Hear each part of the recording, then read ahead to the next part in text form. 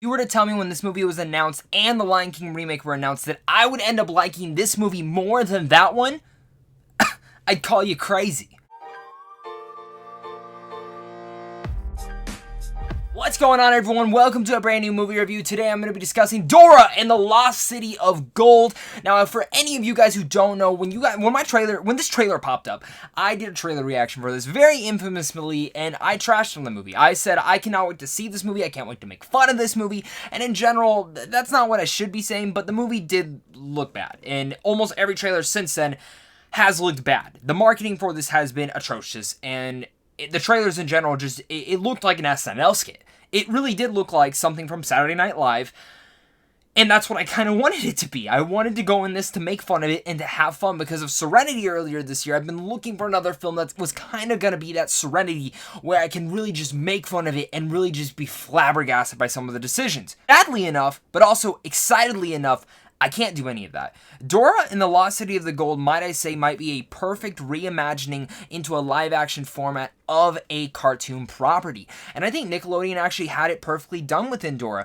This live-action retelling of Dora is, might I say, the character herself and what makes Dora Dora. That core is still here, and it's kept very much intact. This film went the route without changing too much. It kept who Dora was, went in this certain direction with her, and kept it very energized, but kept her charisma, kept her love, kept who she is, and brought it to the big screen in a live-action format. Might it be cheesy? Might it be a little bit too cartoony at times? Yes, but the film knows what it is, and it plays off that entertaining and excellent type of way. Which surprised me, because again, from the trailers, if you were to tell me from the trailers and I was just gonna judge a book by its cover, that's not what I would get for it. But in context, this movie actually works. I'd actually say in context, this is a more grown-up version of Dora, of course, in high school, but the thing about Dora in this movie and the way that the story plays out is this kind of feels like a mini Indiana Jones, in a sense also kind of a mini Uncharted, but just instead of with Dora. Obviously, this is more for kids, but I think this is a perfect family film that most families can go to,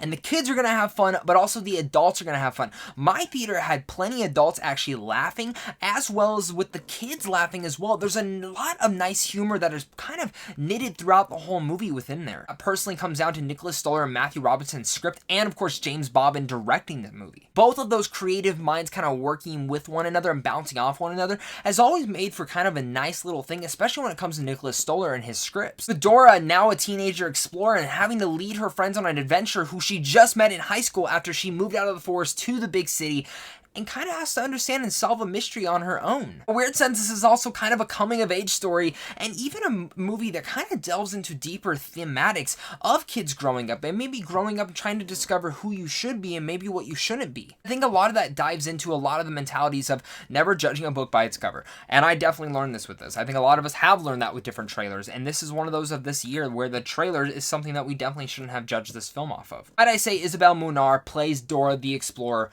perfectly. I mean, she is one of the best up-and-coming actresses working right now. Sicario 2, she was great. Actually, excellent in. Instant Family, great in, and she's just superb as Dora. She literally embodies every element of who Dora the Explorer is. And again, it goes back to the script and also going back to what Nickelodeon let them do within this. Plus, my God, Swiper and Boots stole a lot of the movie. Benicio del Toro was perfect casting as the voice of Swiper, and every little element they did with Swiper never felt out of touch, never felt out of line as with these mercenaries. It could have gone in a bad route, but it worked in a perfect manner for a Dora the Explorer movie. Again, Boots is just adorable. You never want to miss out on Boots. Both the special effects for Boots and Swiper actually really work well inside the movie. The trailers, they kind of looked a little bit roughed up, but in the movie, they look pretty well for what they should be for a Nickelodeon movie. What we're talking about, what doesn't work out totally well in this movie, and for me is kind of just a nitpick. It isn't just a general the side cast in this movie that is kind of on the same adventure with Dora. Some of them are a little bit annoying. Now, it's not because of the actors or the actors. I just didn't really care for their characters all too much. Now, I understand why they were out there, because it's kind of resembling how Dora was the fish out of water in high school, and how those kids are actually the fish out of waters in this element of going into the rainforest. It brought a different dynamic, but there were certain themes that they kind of went through, and certain character arcs that maybe even Diego went through that I wasn't really the biggest fan of. Yeah, it's a kids movie, but at the same time, there are some predictable elements to it, and one of the things that I actually truly kind of took me out of this atmosphere is I don't know how they filmed this movie, I don't know where they filmed it at, but some of the set designs, it just felt like, yeah, this is on a soundstage, and it felt very weak. Like, the production design did not feel the strongest. A lot of it felt weak. Now, maybe that's just because I've been very spoiled with a lot of movies that take place in forests or rainforests that are drop dead gorgeous and have some of the best production design that I've ever seen.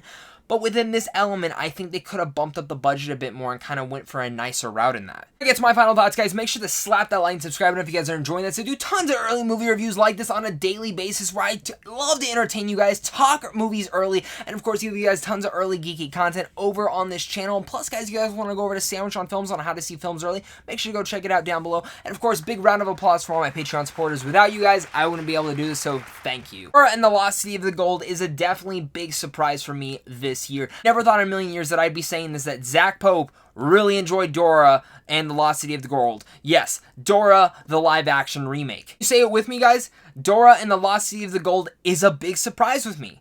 Maybe I'll grow out of that one day. But I loved everything they had done in here. I loved all the elements of Dora and how they shoved it into this movie. And it really was a perfect live-action retelling of this character that kept that core so intact.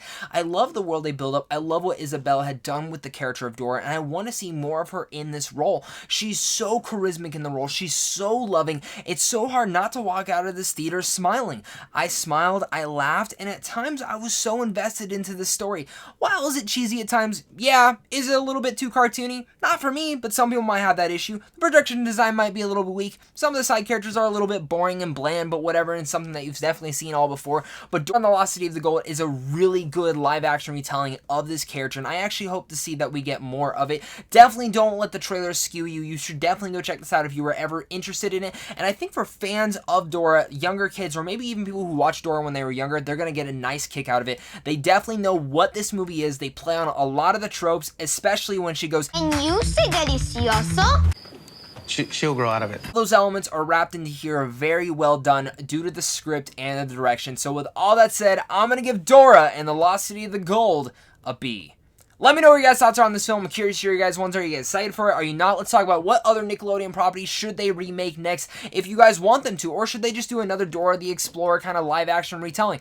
I prefer that because I want more of Boots and Swiper, definitely, because they were the big standouts for me. But guys, thank you guys again so much for watching this. Make sure to hit that like and subscribe button, comment down below, hit up Sandwich on Films, and a big round of applause to all my Patreon supporters. Again, all their links down below for anyone who has a YouTube channel will be down there. Thank you guys again so much for watching this. More early movie reviews coming up soon, and until next time, stay classy.